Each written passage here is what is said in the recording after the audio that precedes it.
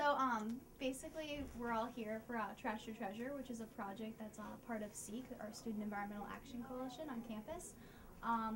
Basically, every single month, students throw away 25 tons of trash, but in the month of May, they throw away 105 tons, which is kind of ridiculous. But basically, they throw away that much because it's move-out weekend or move-out week, and they don't want to hold their stuff over the summer months. They don't have space to. They don't have the want or the need, the time, whatever it is.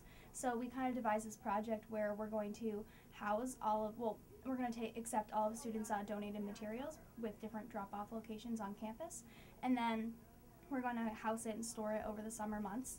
Then come move-in weekend in August, we're going to sell it all back to the students, like at a discounted price, to hopefully keep the project going from all the proceeds that we make and everything.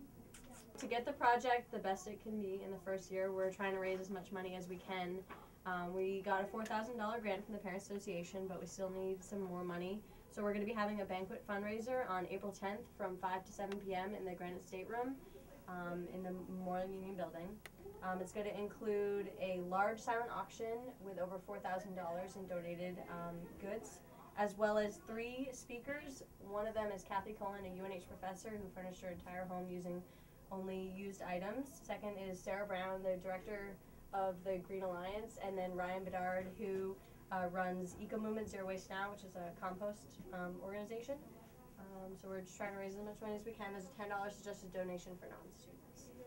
Yeah, it's this gigantic project that's off of SEEK. So even though we're all like active members of SEEK, it's still, this is, I guess for some of us, like this is like our main priority, like our main part of being, I guess I don't know how to say that, like being in SEEK. This is our main priority. It's like a committee, a subset of SEEK. Exactly. There's actually going to be a Trash2Treasure coordinator stipend next year to keep the position moving. So. And at the same time, we're also calling out to like volunteers that aren't involved with SEEK too, just to help with the project and stuff, because it requires a lot of volunteers and stuff.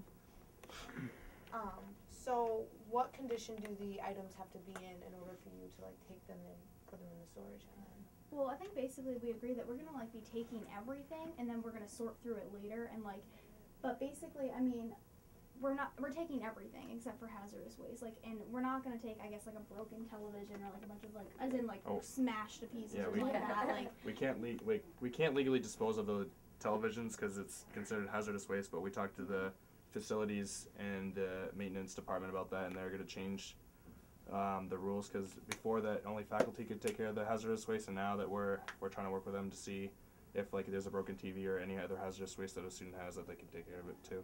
So hazardous waste is things that are like have chemicals in them, like Freon out of refrigerators, or the stuff that leaks out of microwaves, stuff that leaks out of like the tubes and televisions. Like cathode ray tubes and other hazardous waste. But that's really, only if like, they're broken. We'll take things that are working. Is there anything else you guys want to say about the program? Or like what sort of advertising have you guys been doing for it, so people know what's going on?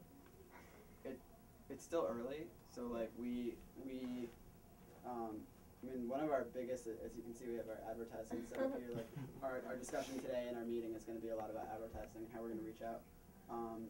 But Erica is the advertising coordinator, so she can talk about what she's done so far. But like basically, you know, we're gonna do a lot in the next couple of months. Like now is like when the outreach starts. Like we just made a Facebook and stuff like that for about a week or 2 ago, and I did a press release this morning, and we're gonna have a story coming out in the Concord Monitor tomorrow. So like we're gonna be, you know, it's gonna start very soon. We're gonna get a lot of phone calls. We set up like a website and everything like that. So the website is like off of the UNH website. It has a lot of information on it, and then on top of that, we're making like different flyers, collection flyers, and all that stuff.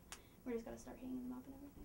It should be pretty simple for students to follow along with this, because we have drop-off locations on campus in different dormitories, so students can just bring their things to, like if they live in Jesse Doe, there will be a drop-off location in Jesse Doe or Adams Tower West, etc.